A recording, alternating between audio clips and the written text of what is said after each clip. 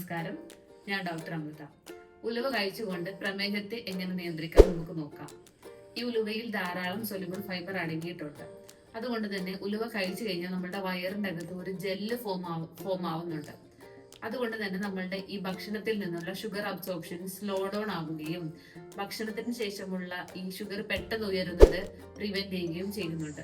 കൂടാതെ തന്നെ insulin sensitivity, അതായത് ഈ കൂടുതൽ ഷുഗറിനെ എനർജിയായി കൺവേർട്ട് ചെയ്യാനുള്ള ഇൻസുലിന്റെ കഴിവ് വർദ്ധിപ്പിക്കാൻ ഈ ഉലുവയ്ക്ക് കഴിവുണ്ട്. അതുകൊണ്ട് തന്നെ നമുക്ക് ഡെയിലി 10 to 30 ഗ്രാം വരെ ഉലുവ നമ്മളുടെ ഭക്ഷണത്തിൽ ഉൾപ്പെടുത്താവുന്നതാണ്.